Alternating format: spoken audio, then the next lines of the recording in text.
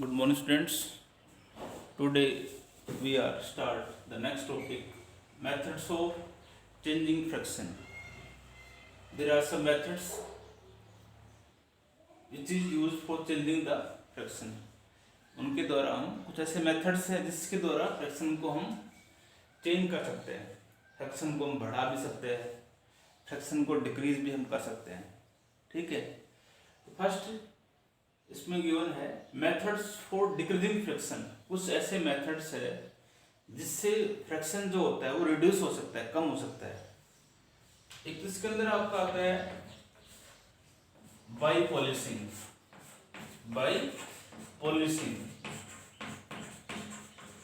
तो कोई भी सरफेस यदि आपका है, फ्रैक्शन यदि बहुत ज्यादा है तो उसको कम करना हो, पॉलिश करने से सरफेस स्मूथ हो जाता है, प्लेन हो जाता है, जिसके कारण फ्रैक्शन आपका क्या होगा, रिड्यूस हो सकता है, कम हो सकता है।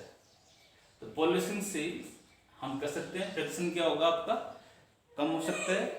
फ्रैक्शन जैसे पॉलिश करेंगे, पॉलिश से सरफेस बिल्कुल प्लेन हो जाएगा, स्मूथ हो जाएगा, फ्रैक्शन कम हो सकता है। सेकेंड इसके अंदर we can say that by using lubricants,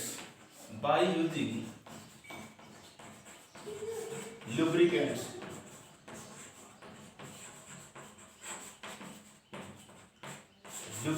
जो होते हैं इसका यदि हम यूज करें, जैसे लुब्रिकेंट्स में आपका ऑयल आ गया, ग्रीस हो गया, पेंट हो गया, इनका यदि हम यूज करते हैं तो आपका फ्रैक्शन जो है वो रिड्यूस हो सकता है। चलिए आपका लुब्रिकेंट्स में लाइक जैसे आपका जैसे लाइक ऑयल हो गया, ग्रीस हो गया,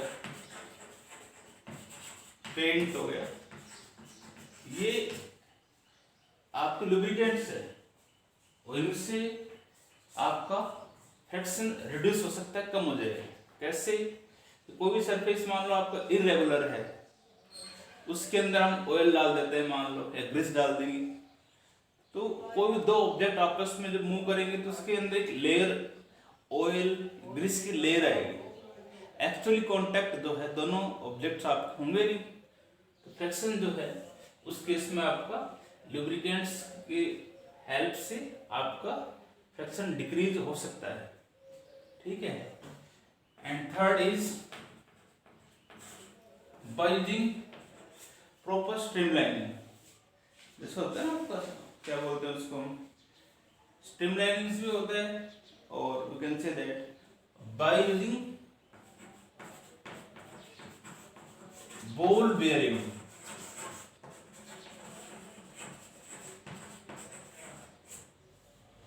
बॉल बेयरिंग क्या मतलब क्या होता है, स्मॉल बॉल होती है, जैसे लोहे की बॉल नहीं होती, छोटी छोटी होती है आपकी, जैसे आपने देखा होगा साइकिल के अंदर जो होता है ना, अंदर उसके अंदर जो ग्रीस के अंदर ये बाल जो होते हैं ना स्मॉल, ये डाल देते हैं और वो मूव करती है, तो उनके अंदर एक लेयर साथ साथ आप ग्रीस की हो जाती है।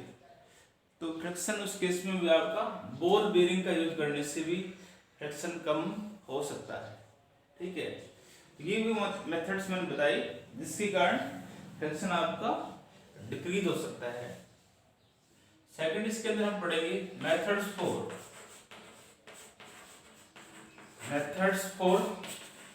Increasing fraction. कुछ वो मेथड्स जिससे फ्रैक्शन जो है आपका बढ़ सकता है, फ्रैक्शन क्या होगा आपका, बढ़ेगा।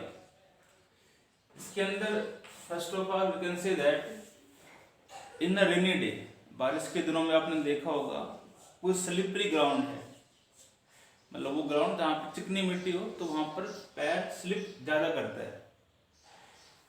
तो बारिश के दिनों में यदि हम उसके ऊपर, उस स्लिपरी ग्राउंड के ऊपर कुछ मिट्टी डाल दे, हम सैंड को स्प्रेड कर दे, मिट्टी को स्प्रेड कर दे उसके ऊपर, स्लिपरी ग्राउंड के ऊपर, तो उस केस में फ्रैक्शन आपका बढ़ेगा।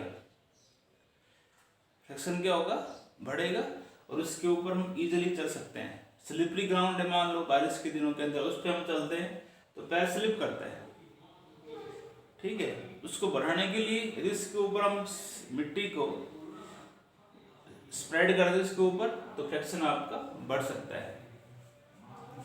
इसी प्रकार वी कैन से दैट कोई ट्रैक है, मान लो जैसे पाथ है, और इसके ऊपर मान लो स्नो बर्फ है, मान लो बर्फ स्नो इसके ऊपर कवर्ड है टोटली, तो इसके ऊपर भी कोई व्हीकल्स, मान लो एक पर्सन का चलना थोड़ा इम्पॉसिबल होता है, वो स्लिप करेगा। तो इस केस में यदि इस जो ट्रैक जो है इस पे जो स्नो बर्फ जो कवर्ड है, उसके ऊपर भी आप यदि मिट्टी को आप स्प्रेड कर दोगे ना सैंड को, तो उस केस में भी फ्रिक्शन जो है आपका बढ़ सकता है और हम इजीली चल सकते हैं। और भी आपने देखा होगा व्हीकल्स के अंदर जो टायर्स में जो बीच में लाइनिंग कर देते हैं ना, उससे भी आपका जो है फ्रिक्शन इंक्रीज हो सकता है। तो ये थे, there are two methods which is with the help of these methods we can decrease the increasing और decreasing the friction, दोनों मैंने बताई जिससे आपका फ्रिक्शन रिड्यूस हो सकता है और बढ़ भी सकता है। तो ये तो टॉपिक्स आपके थे फ्रिक्शन के बारे में। अब इसके अंदर आएगा आपका नेक्स्ट, इसमें हेडिंग डाल सकते हैं हम डायनेमिक्स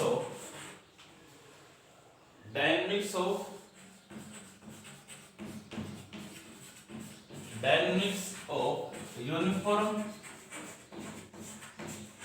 सर्कुलर मोशन।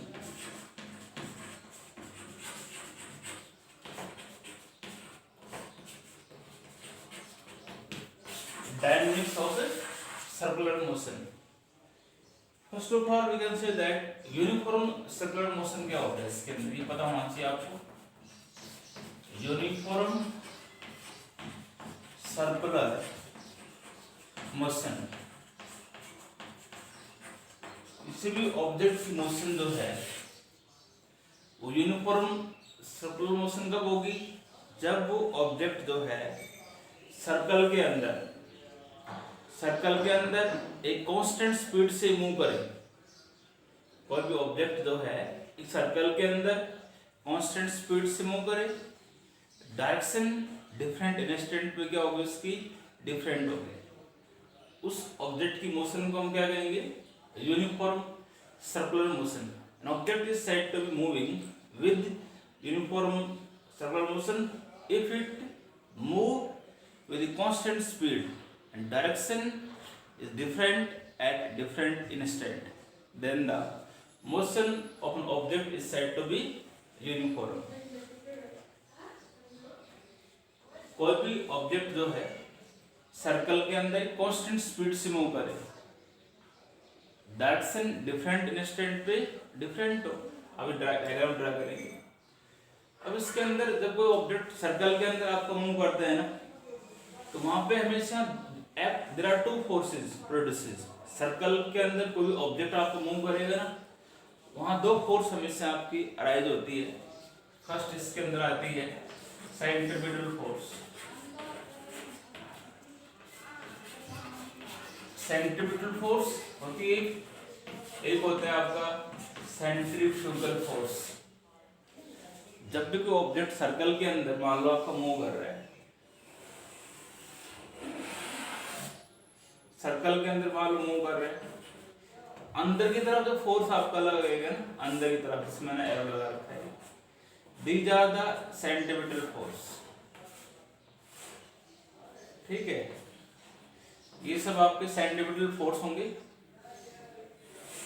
ऐसे डायरेक्शन डिफरेंट इंस्टेंट के ऊपर इसके आप अलग अलग दिखा सकते हो। ठीक है, तो centripetal force is the force required to move a body uniformly in a circle। सीधी सी बात है, सेंट्रीपिटल फोर्स एक ऐसा फोर्स होता है जो अराइज कब होता है, सर्कल के अंदर होता है हमेशा। This force acts along the radius, जैसे रेडियस के अलोंग एक्ट हो रहा है और अंदर की तरफ एक्ट होगा, toward the centre of circle हमेशा आपका एक्ट होता है। Centripetal force is the force required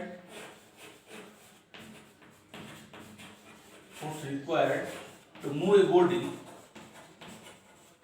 a body uniformly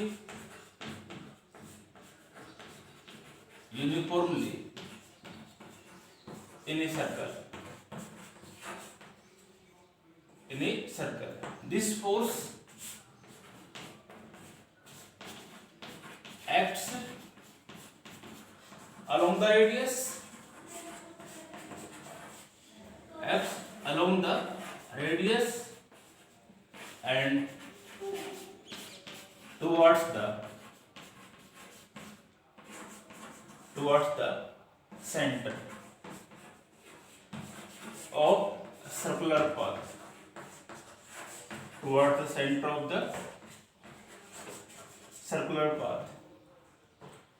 ठीक है, इसका एक रिलेशन भी होता है सेंट्रीपिटल एक्सेलरेशन, पीछे हमने सेकंड चैप्टर में पढ़ा था। सेंट्रीपिटल एक्सेलरेशन जो होता है ना, उसका फॉर्मूला होता है v²/r। हमें निकालना है सेंट्रीपिटल फोर्स।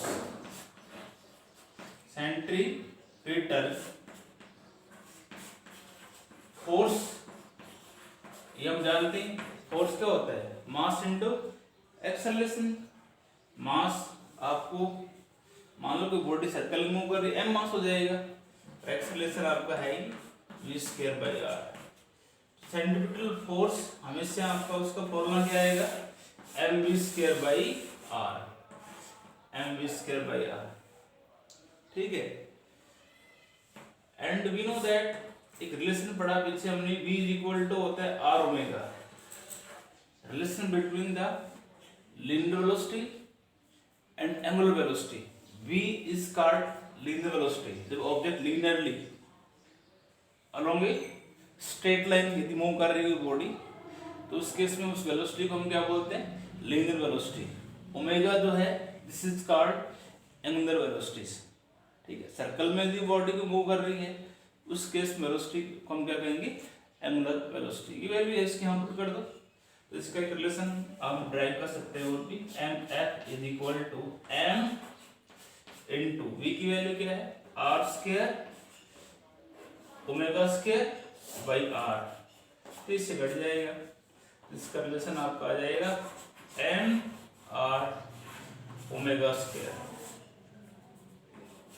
तो इसका रिलेशन आपका ये भी आ सकता है।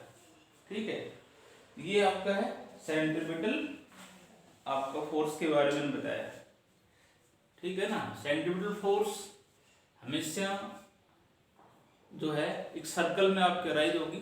जब कोई बॉडी सर्कल के अंदर मूव करेगा, तो टुवर्ड द सेंटर की तरफ, अंदर की तरफ सेंटर की जो फोर्स आपके लगेगी, उस फोर्स को हम क्या बोलते हैं, इज द सेंट्रीपिटल फोर्स। ठीक है, हमेशा रेडियस, इधर कोई सर्कल का रेडियस जो होता है ना, उसी के ऊपर एक्ट होती है ये। और ठीक है, ये सेंट्रीपिटल एक्सेलरेशन का रिलेशन होता है v²/r। सेंट्रीपिटल फोर्स का मैग्नीट्यूड ये होगा mv²/r आ जाएगा आपका। m ए होता है फोर्स, तो मास ये रहा, एक्सेलरेशन ये वाला। ठीक है, इसी प्रकार नेक्स्ट इसके अंदर आता है सेंट्रीफ्यूगल फोर्स।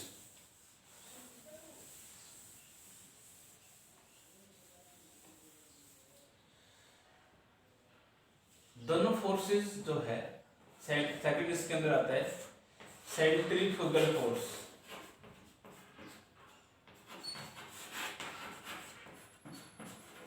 दोनों फोर्स जो होती है ना, हमेशा सर्कल के अंदर आई होती है, चाहे सेंट्रीपिटल फोर्स हो चाहे आपके सेंट्रीफ्यूगल फोर्स हो, दोनों फोर्सेस आपकी सर्कल के अंदर अराइज होती है। सेंट्रीपिटल फोर्स जो थी वो सर्कल टुवर्ड द सेंटर आपके एक्ट होती है, टुवर्ड द सेंटर, और सेंट्रीफ्यूगल फोर्स जो लगेगी वो हमेशा अवे फ्रॉम द सेंटर, बाहर की तरफ, सेंटर से बाहर की तरफ फोर्स लगेगा। सीधी सी बात है, जितना आपका सेंट्रीपिटल फोर्स होगा, जितना सेंटीमीटर होगा उतना ही आपका सेंट्रीफ्यूगल फोर्स आपको लगता है। और सेंट्रीफ्यूगल फोर्स कब लगता है? जब आपका सेंट्रीपिटल फोर्स जो लगेगा उसी केस में उतना ही उसका मैग्नीट्यूड होगा और वो सेंट्रीफ्यूगल फोर्स उस केस में आपका होगा। डेफिनेशन इसकी वही है, centrifugal force is a force that arises when a body is moving along a circular path by virtue of which tendency to its regain its straight line path। सीधी सी बात यही है, सेंट्रीफ्यूगल फोर्स कैसा force होता है जो हमेशा जो है एक बॉडी एक्चुअली जो सर्कल के अंदर मूव करेगी तो सेंट्रीफ्यूगल फोर्स लगेगा। ये फोर्स हमेशा अवे फ्रॉम द सेंटर आपका होगा। जैसे मान लो ये बॉडी सर्कल में कोई मूव कर रही है, ठीक है, या एक एग्जांपल और ले सकते हैं, व्हेन ए स्टोन टाई वो from one end of a string, कोई धागा है, वो स्ट्रिंग है मान लो, उसके लाइक एंड से हमने पत्थर को हमने बांधा हुआ और ऐसे उसको रोटेट कर रहे हैं, सर्कल के अंदर रोटेट करेगा वो टू सेंट्रीपिटल फोर्स। तो ये मान लो अंदर की तरफ जो फोर्स लगेगा ना आपका, अंदर की तरफ जो फोर्स लगेगा ना ये F, ये तो होगा आपका F1 कह सकता हूं मैं इसको, F1 this is centripetal force. और बाहर की तरफ जो लगेगा ये जो होगा ना आपका, ये मान ऐसे मूव कर रहा है, ये बाहर की तरफ में F2 है, तो ये होगा this is called centrifugal force. Centrifugal force, ठीक है। Centrifugal force the force that arises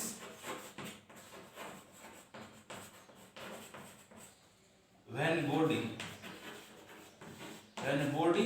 is moving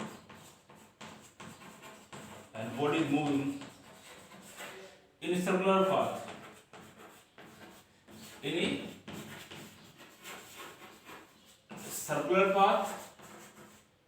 this force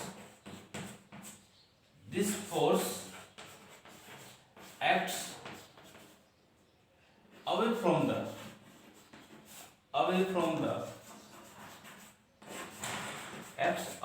the center of circle। हमेशा ये फोर्स कहाँ लगेगा? सेंटर से बाहर की तरफ लगेगा। और मैग्नीट्यूड इस फोर्स का जो होगा वो हमेशा आपका बराबर होगा किसके? सेंट्रीपिटल फोर्स के। तो सीधी सी बात है, जितना आपका सेंट्रीपिटल फोर्स लगेगा उतना ही सेंट्रीफ्यूगल होगा। एक अंदर की तरफ लगेगा तो एक इधर लगेगा बाहर की तरफ, रिजल्टेंट फोर्स आपका जीरो ही होगा। सेंट्रीफ्यूगल फोर्स के लिए उसका रिलेशन भी आपका यही होगा, उसका रिलेशन भी क्या आएगा आपका mv²r। दोनों फोर्सेस का मैग्नीट्यूड जो है वो बराबर आपका होगा, ठीक है। ये था आपका सेंट्रीपिटल एंड सेंट्रीफ्यूगल फोर्स। कब आएगा? सीधी सी बात ध्यान रखोगे, जब कोई बॉडी जो है सर्कल के अंदर मूव कर रही है तो हमेशा वहां पर टुवर्ड द सेंटर और अवे फ्रॉम द सेंटर जो फोर्स लगेगी उन फोर्सेस को हम बोलते हैं द सेंट्रीपिटल फोर्स, ठीक है। नेक्स्ट टॉपिक इसमें गिवन है राउंडिंग ए लेवल कर्व्ड रोड।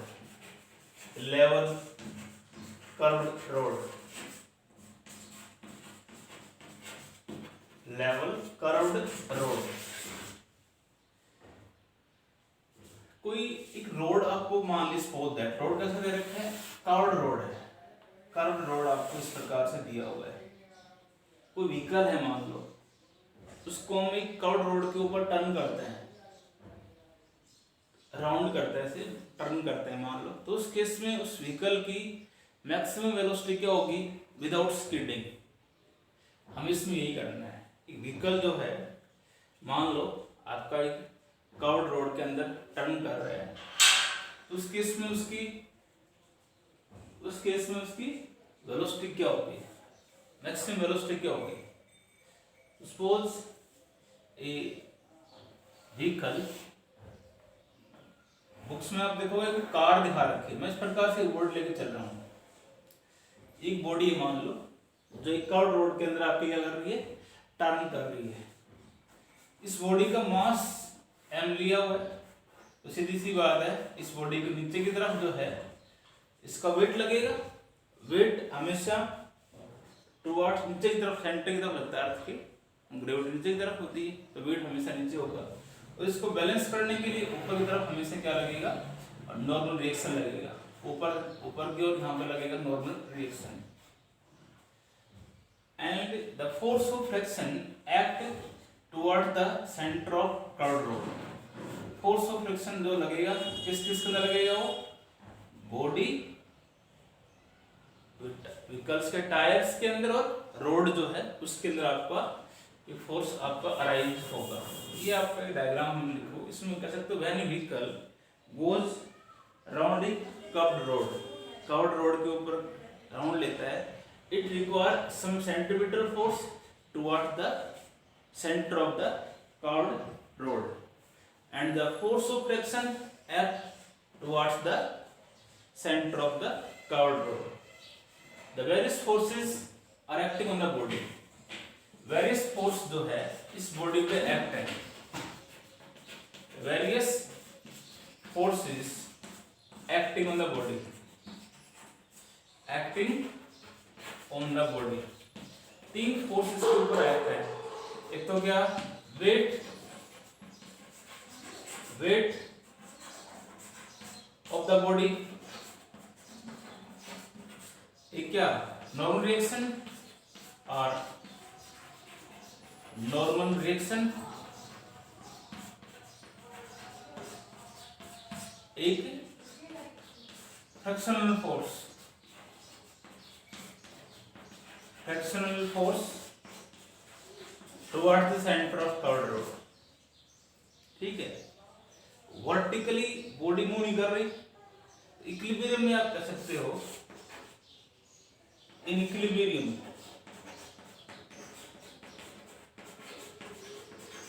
वर्टिकल की हम बात कर रहे हैं, तो सीधी सी बात है नेट फोर्स 0 हो गई, वर्टिकली बॉडी मूव नहीं कर रही, net force 0, r minus mg is equal to 0। Then r जो होगा वो किसके बराबर आ जाएगा, mg। r किसके इक्वल आ जाएगा आपका, mg के बराबर आपका आ जाएगा। और मैंने बताया था सेंट्रीपिटल फोर्स जब सर्कल के अंदर मूव करता है तो अंदर की तरफ जो है, रोड के अंदर की तरफ एक आपका सेंट्रीपिटल फोर्स होगा, वो हमेशा सेंट्रीपिटल फोर्स जो होगा ना आपका, वो हमेशा कम होगा किससे, लेस देन और equal to the frictional force के बराबर आपका ये होगा, फ्रिक्शनल फोर्स के बराबर होगा। तो सेंटीमीटर फोर्स व्हीकल का मास है, मैं मान लो जब टर्न करता है तो इसकी वेलोसिटी v है, रेडियस r है, सर्कुलर पाथ का, इससे ये रेडियस हो गया। तो उस केस में सेंटीमीटर फोर्स क्या होगी, mv²/r is less than equal to the f, frictional force. और according to first law of static friction, according to law of friction, F is equal to क्या होता है, mu s into R. Coefficient of static friction आपका यहाँ पे ही होगा। ठीक है, देन इस वैल्यू को यहां पुट कर दो आप, और r इज इक्वल टू किसके बराबर है, फर्स्ट इक्वेशन से mg, तो इसको हम कह सकते हैं F इज इक्वल टू होगा म्यू s इंटू mg के बराबर आ जाएगा। देन इक्वेशन इसमें पुट कर दो सेकंड के अंदर, then equation second, m mass of the vehicle, velocity of the vehicle, r radius of circular path less than equal to the mu s mg। ये तो आएगा, mu s is the where mu S क्या है? Coefficient of static friction,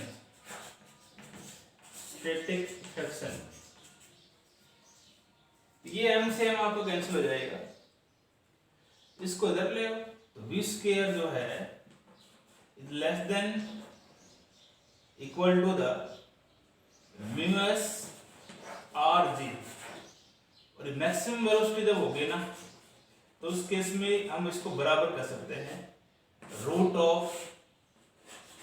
mu S R जी।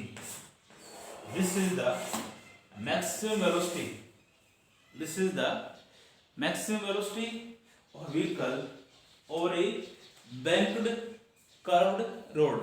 ये एक vehicle की maximum velocity होगी, bank नहीं curved road, when a vehicle turn a curved road then the maximum velocity without skidding, ये velocity इसकी होगी।